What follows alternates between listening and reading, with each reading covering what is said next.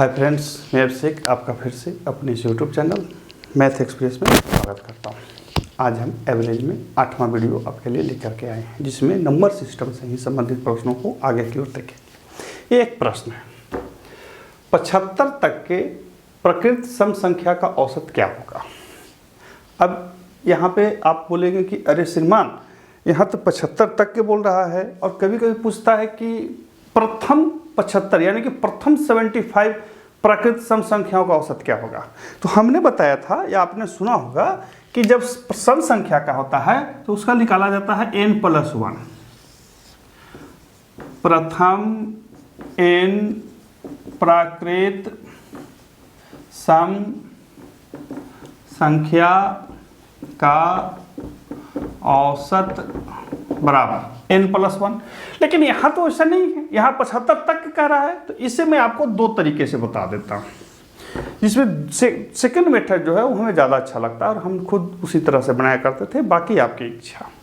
पहला कहता है कि आप जहाँ तक पूछ रहा है तो 75 में आप 2 से भागा दे दीजिए तो 37+1 होगा। 75 या ऐसे मैं लिख देता हूँ, 75 = 37 × 2+1 लिख सकते हैं, नहीं लिख सकते।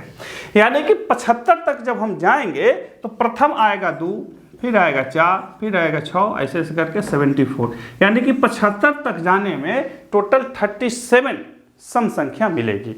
यानी कि n बराबर हो गया 37, तो औसत बराबर 37+1 38।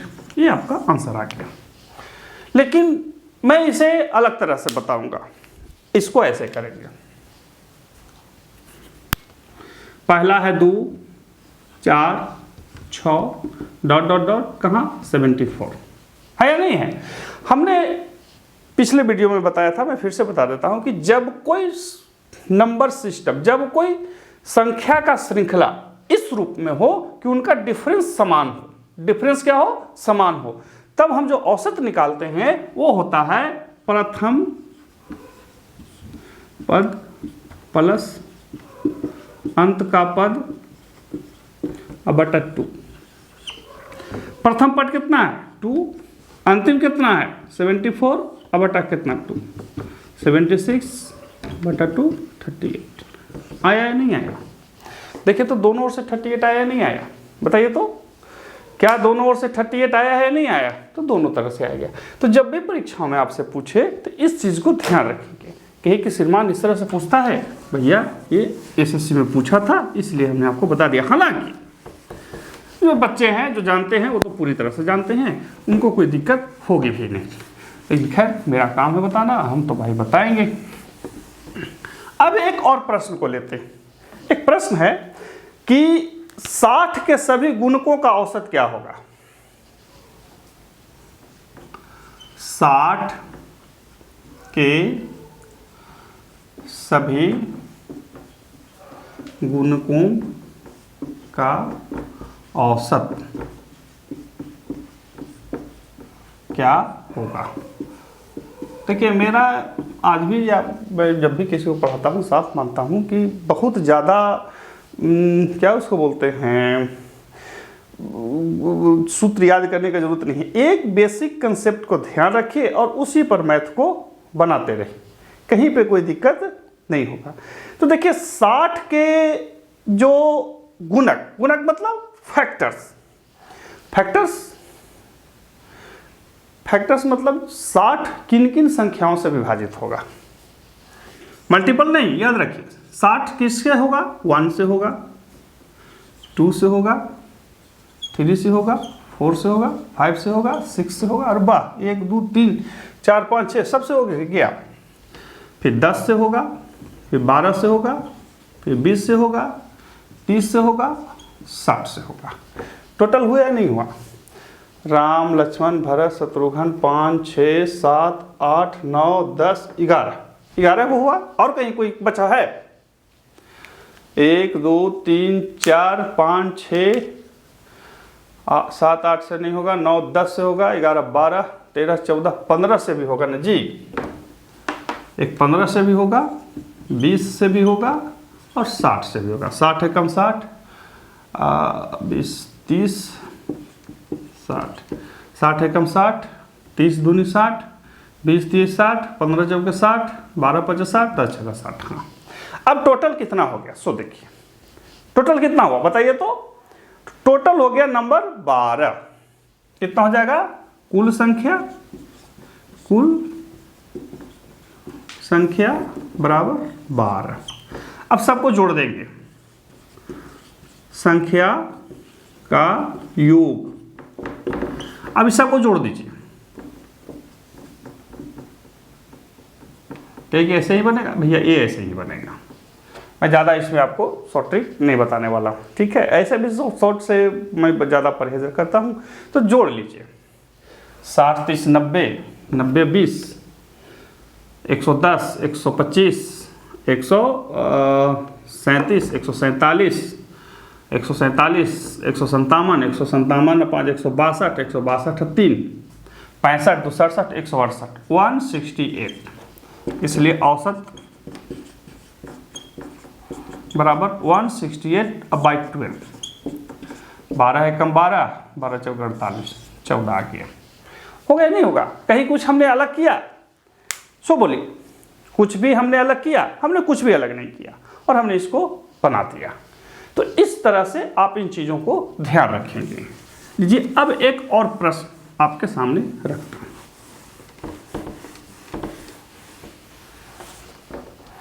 प्रश्न है कि 7 के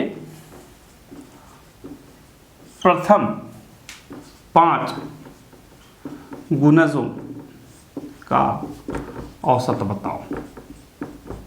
औसत बताओ। हो सकता है पिछला वीडियो में भी हमने बताया होगा, लेकिन फिर से मैं बता देता हूँ। यहाँ पे 7 के प्रथम 5 गुणज हैं। हमने बताया था, एक सूत्र बताया था कि के प्रथम n गुणजों का औसत बराबर, एक सूत्र था। क्या बताए थे सूत्र?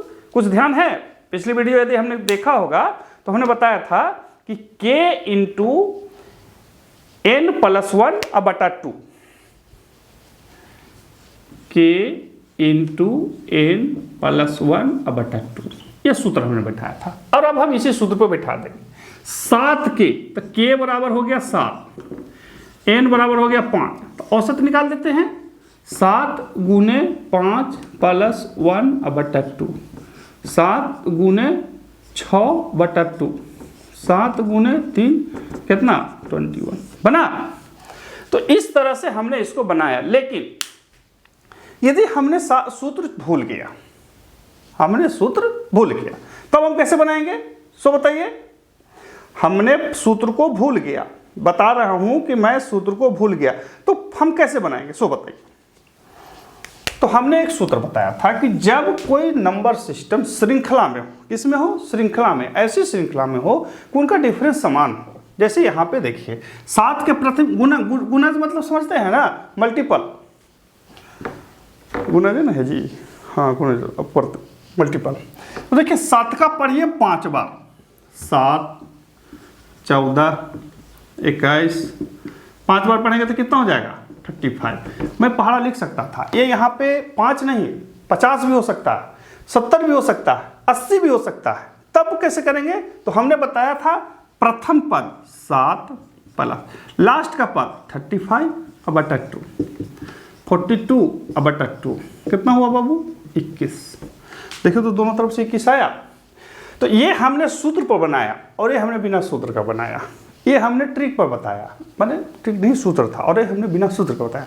तो इसीलिए मैं बार बार बता रहा हूँ कि किसी भी मैथ को जब पढ़ेंगे तो बिल्कुल कंसेप्ट को साफ रखेंगे। मैं बार बार समझा देता हूँ, फिर से बोल देता हूँ कि जब कोई श्रृंखला इस प्रकार से हो कि उनका डिफरेंस समान हो, यहाँ पे डिफरेंस 7 है, आपसे पूछेगा कि 2 या 5 या 20 या 30 के प्रथम 40 गुणजों का औसत क्या होगा? 30 के प्रथम 40 गुणजों का औसत क्या हो गया? आपने सूत्र भूल गया तो कुछ नहीं करना है। 30 पहला तो 30 30 हो गया, 40 40 और 30 में गुना कर देंगे तो 1200, तो 30 + 1200/2 कर देंगे, वो आपका आंसर आ गया। ये बिना सूत्र का बनाना आप सीख सकते, देख सकते हैं। कहीं कोई दिक्कत नहीं होनी चाहिए। चलिए अब इसी में एक और प्रश्न मैं ले लेता हूं।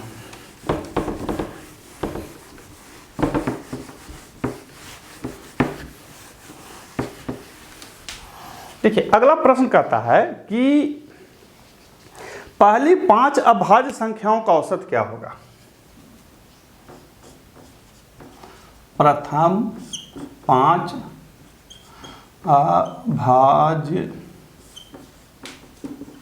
संख्या का औसत बताओ। अब अभाज्य संख्या किसको कहते हैं? तो अभाज्य संख्या उन संख्याओं को कहा जाता है जो किसी से नहीं कटते। अभाज्य संख्या उन संख्याओं को कहा जाता है जो एक और अपने के अलावा किसी से नहीं कटते। एक और अपने के अलावा, तो यानी कि इसमें एक शामिल नहीं होगा। तो प्रथम अभाज्य संख्या कौन हो जाएगा? प्रथम 5 अभाज्य संख्या बराबर कौन कौन? तो 2, 3, 5, 7, 11 ऐसे करके देखिएगा तो 13 होगा, 17 होगा, 19 होगा, 23 होगा, इस तरह से होता है। लेकिन हमसे प्रथम 5 ही पूछा है तो हम कर लेंगे। तो औसत बराबर 2 + 3 + 5 + 7 + 11 बटा 5। 3 2 5 5 10, 10 7 17, 17 11 28 बटा 5, 5.6, 6 × 30, हाँ ठीक, 5.6। इस तरह से हमने इसको बनाया और ये आपका पट से बन गया। कोई दिक्कत है? कोई दिक्कत तो है नहीं।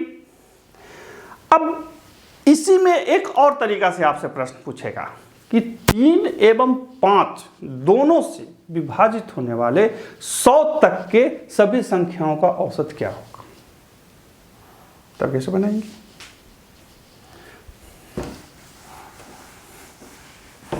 मैं इसका सिर्फ एक पहलू बता देता हूं, बाकी आप खुद बनाएंगे।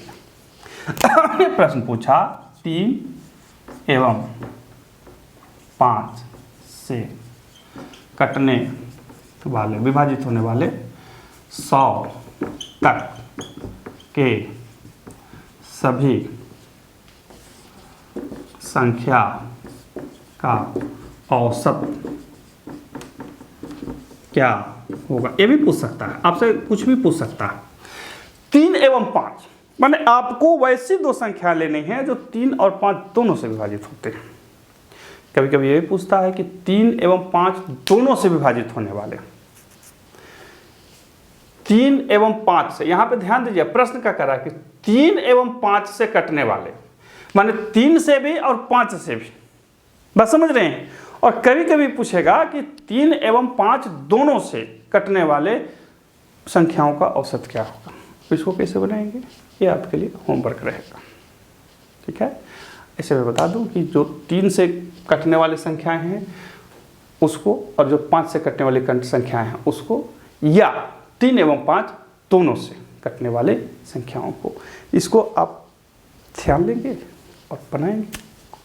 कमेंट करेंगे कि इसका आंसर कितना होगा। नहीं आएगी फिर मैं आपको बताऊंगा। आप कहिए कि श्रीमान आप ही बता दीजिए, कुछ एक्सरसाइज आप भी किया कीजिए, ठीक है।